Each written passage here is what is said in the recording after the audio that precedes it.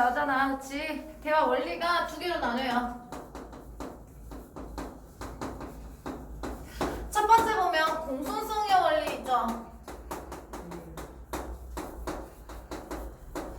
우선은 공손이 뭐야? 공손. 최대한 공손하는 것을 얘기하게. 그러니까 이거는 공손하게 말하기라고 생각하시면 돼요. 공손하게 말하기. 공손하게 말하기는 크게 보시면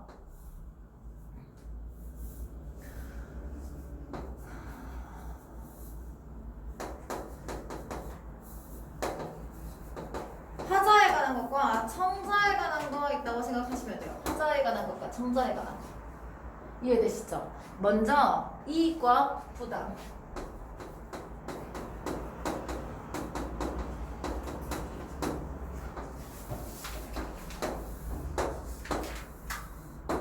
자, 화자의 이익은 어떻게 해줘야 되겠어? 말하는 사람, 나한테 이익되는 건, 그쵸. 나한테 부담되는 건 높여야 돼요. 그쵸? 청자는 반대예요. 다른 사람한테 부담 주면 되겠어, 안 되겠어? 안 돼요, 안 돼. 다른 사람한테 부담 주는 거 안 돼. 그치? 다른 사람의 이익은 올려주고 어떻게 부담을 줄여줘. 그러니까 명령하거나 이렇게 하면 안 된다는 거야. 이해돼? 명령하거나 이러면 안 돼. 우선은 보이냐? 그래서 요령껏, 이거 요령껏 말하기.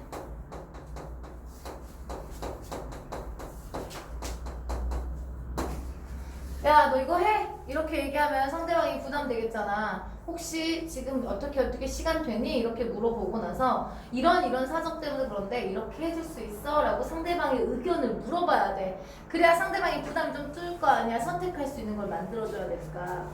그리고 이 화자할 때는 이익을 줄이고 부담을 높여야 된다고 했잖아. 이게 뭐냐면 내 탓으로 돌리기.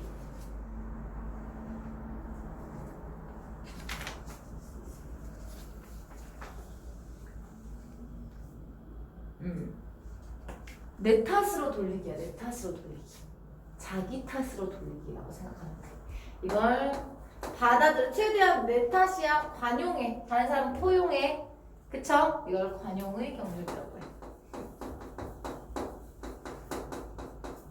이건 부담스럽지 않게 말하기. 이건 내 탓으로 돌리기라고 생각하시면 돼요. 여기까지 이해돼요? 여기까지 이해돼? 자, 두 번째.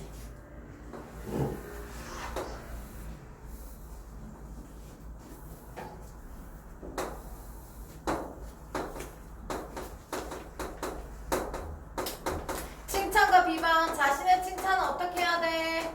줄이고, 그쵸? 비방은 올려야 돼. 다른 사람의 칭찬은 어떻게 해야 될까? 높이고, 다른 사람 비방을 줄여야 돼요. 이거를 칭찬의 경률.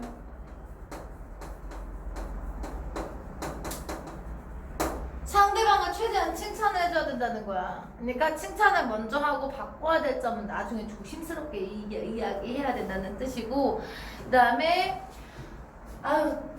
제가 뭘 한 게 있으니까 이렇게 얘기하는 거예요. 이거 겸손하게 말하기죠. 그쵸?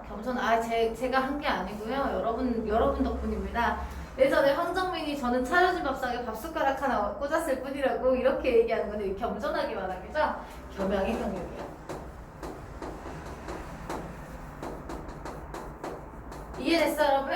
좋습니다. 마지막에 공통점과 차이점.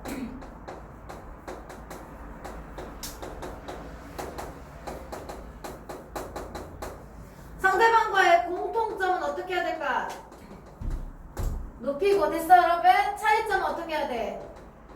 줄여줘야 돼. 누가 야 우리 이렇게 했으니까 떡볶이나 먹고 가자 했더니 그 떡볶이 좋은 생각이야. 뭐 이렇게 끝났으니까 이렇게 먹는 것도 좋지 라고 먼저 얘기하고, 그런데 오늘은 좀 피곤하니까 내일 하는 게 어떨까 같은 걸로 돌려서 말해야 된다는 소리거든요. 이해됐어요? 이게 여러분 동의를 해줘야 된다 해서 동의의 경우. 끝났어요. 오늘 수업회가 끝났어. 선생님이 이걸 왜 먼저 하냐? 소연이가 저번에 문제 풀 때 앞에를 안 해가지고 찝찝하다. 이래가지고 선생님이 앞에를 합니다.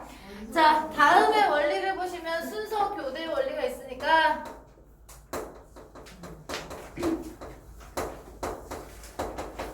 나만 계속 얘기해도 안 되겠죠, 그쵸? 상대방이 말할 때 말 끼어들면 되겠어, 안 되겠어? 안 돼. 그리고 말을 너무 적게 하거나 그 도움이 안 되게 말을 해도 안 된다라는 이야기를 하고 있는 게 순서 교대 원리예요. 읽어보면 돼요. 여기서부터는 우리는 일상생활 속에서 상대에게 무엇인가를 부탁하거나 건의해야 되는 상황이나 상대에게 부탁이나 요청을 거절해야 하는 상황, 상대의 기분을 살펴야 하는 상황, 상대의 잘한 점을 칭찬해야 되는 상황 등의 다양한 대화 상황에 마주하게 됩니다. 이러한 상황 속에서 원활하게 대화하기 위해서는 상대의 마음을 헤아리고 존중하고 예의를 갖추어 말하기, 공손하게 말하기 됐습니까, 여러분? 공손성의 원리. 대화의 흐름에 자연스럽게 이어질 수 있도록 순서 교대의 원리입니다. 지금부터 다양한 상황 속에서 예의를 갖추어 의사소통하기 위해서 알아둬야 하는 대화 원리에 대해서 공손성의 원리와 순서 교대 원리 중심으로 알아봅니다. 자, 예의를 갖추어 말하기, 공손성의 원리예요, 여러분. 예의 있게 말하기, 공손하게 말하기, 공손성의 원리. 공손성의 원리란 자신이 말이 상대에게 미칠 영향을 고려해서 상대를 배려해서 예절을 갖추어 하는 방법이고요. 공손성의 원리를 갖추어 말하는 정중어법, 다른 말로 여러분 공손성의 원리는 정중어법이라고 얘기합니다. 정중하지 않은 표현을 최소화하고 정중한 표현을 최대한 대하는 정중어법은 5가지 경률은 다음과 같습니다. 첫 번째, 요령의 경률. 자, 요령의 경률, 다른 말로 부담스럽지 않게 말하기. 승훈이, 야, 다음 주에 우리 모든 발표해야 되니까 금요일까지 자료 정리해서 나한테 보내줘. 그렇게 빨리? 석재, 내가 주말에 이모댁에 가야 해서 그러는데 혹시 금요일까지 자료 정리해서 보내줄 수 있겠니? 마무리는 내가 할게. 좀 급하긴 했지만 해볼게. 이렇게 얘기합니다. 자, 그러면 승우는 모든 발표를 위해 서연에게 자료 정리를 부탁하고 있습니다. 부탁하는 상황이죠. 됐습니까? 승우는 서연이의 처지는 고려하지 않고 자신의 요구만 명령하듯 말합니다. 이러한 말하기에서 서연에게 부담 줄 수 있습니다. 상대에게 부탁을 해야 하는 상황에서는 석재와 같이 자신의 사정을 이야기하거나 상대의 밑줄 쳐야 돼요. 여기서 쳐져 있네요. 사정을 이야기를 먼저 해. 선택권을 줘. 물어보면서 이해됐어? 해줄 수 있어? 이렇게 선택권을 줘. 이해됐습니까? 상황을 먼저 이야기하고 선택권을 주는 등 처지를 고려해서 부담을 줄여 표현하는 거. 이렇게 상대에게 부담이 되는 표현 대신 이익이 되는 표현을 사용하는 말하기 규칙을 요령 경률을 하는데, 이 경률에 따르면 상대의 부담이 줄어들수록 상대의 이익이 커질수록 예의 있는 표현입니다. 직접적인 명령력보다는 간접적인 완곡한 표현. 물어보는 거 됐습니까, 여러분? 표현이 부담을 덜어주므로 예의 있는 표현이라고 할 수 있다. 쉽죠? 두 번째, 관용의 경률. 선생님이 아까 자신의 탓으로 돌리기라고 했죠? 기억나십니까? 자신의 탓으로 돌리기. 선생님 발표할 때 설명을 주신 자료가 너무 어려워요. 이걸로 못하겠어요. 쉬운 걸로 찾아주세요. 이거 다 왜 탓했죠, 지금?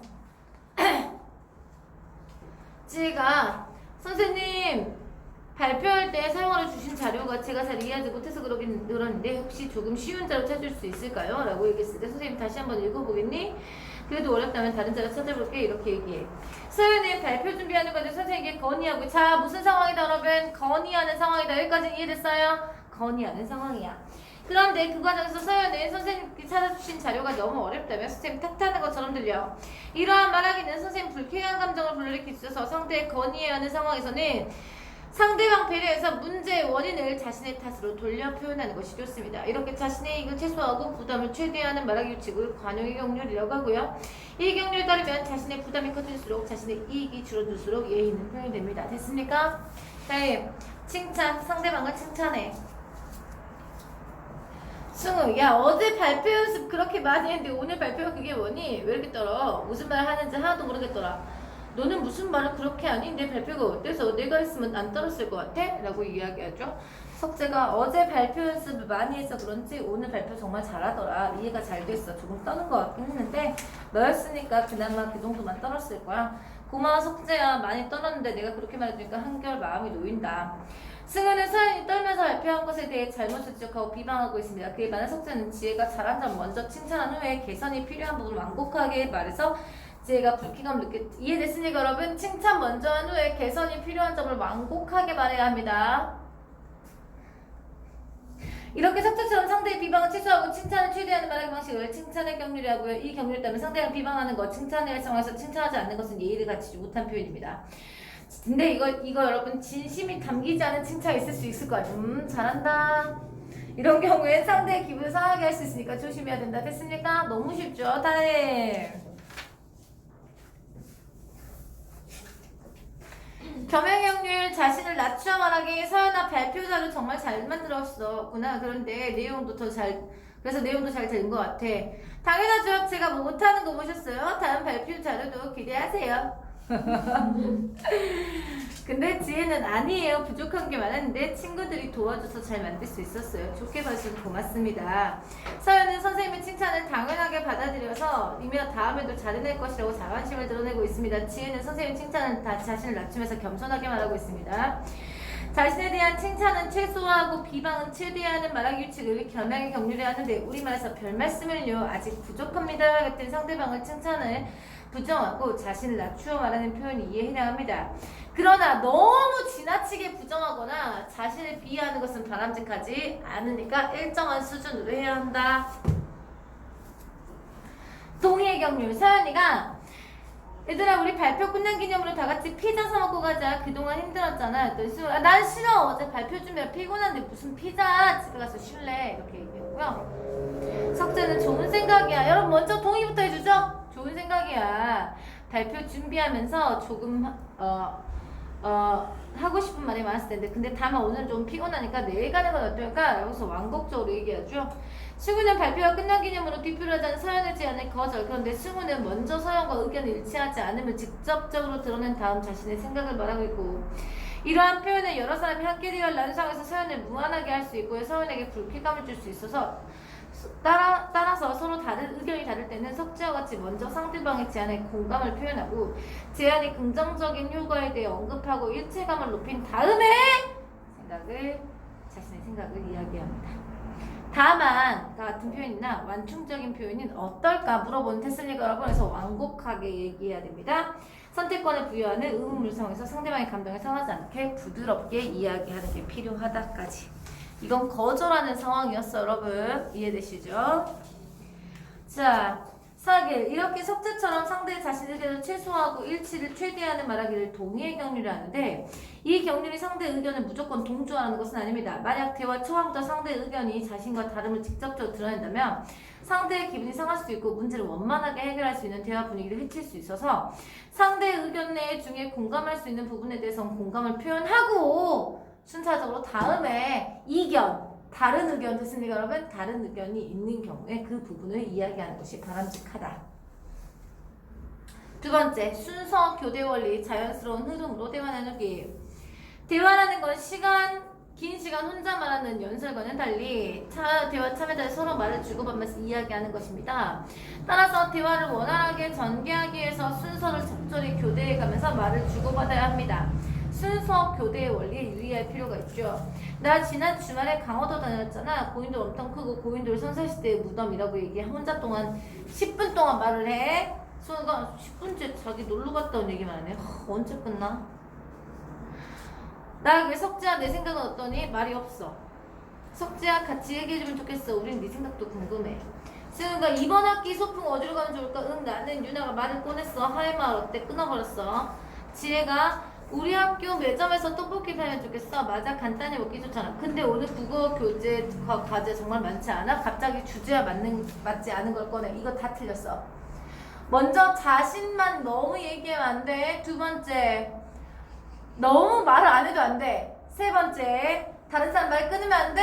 네 번째 주제와 맞지 않는 말 하게 하면 안 돼. 됐습니까 여러분? 가의 서연이와 같이 혼자만 오랫동안 말하거나 나의 석재와 같이 대화에 참여하지 않고 침묵만 지키거나 다의 유나와 같이 다른 사람 말을 하고 있는데 중간에 끼어드는 것은 바람직하지 않다. 나의 지혜와 같이 진행되고 있는 대화의 화제와 관련 없는 화제를 갑자기 꺼내면 대화의 흐름 방해되도록 이 또한 바람직하지 않죠. 따라서 대화할 때는 대화의 흐름을 잘 살피고 자신의 대화 순서에 유의하면서 순서를 적절히 교대해야 한다. 옆에 순서 교대 원칙 볼게요. 규칙. 도움 보이시죠? 보라색. 세나야 보이니? 도움? 발언권 균배의 법칙. 말을 하는 양은 서로 다를 수 있어도 말하는 기회와 권리만은 반드시 대화자 모두에게 골고루 돌아가야 하며 자연스러운 인수인계, 발언권 인수인계가 자연스러우면서 능률적 이게 무슨 말이냐면 말하고 있는 사람이 다음 말할 사람을 지적을 해주거나 지적이 없을 경우에는 아무나 말을 들어올 수가 있다 이런 뜻이에요. 지금까지 우리는 상황과 대상에 맞게 언어의 저를 갖추어 대화하는 방법과 관련해서 여러 가지 대화 원리를 살펴봤습니다.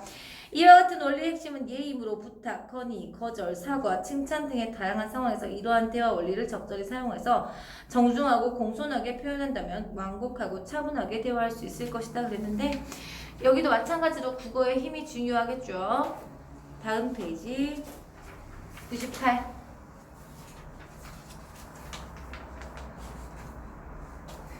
1번에 침묵하지 않고 대화에 참여하기 순서 교대 원리 자신의 탓 써돌리기 뭐라 했어요 여러분 자신의 탓 써돌리기 뭐야? 관용의 경률 아직 기억 안 나면 안 돼. 관용의 경률 됐어요?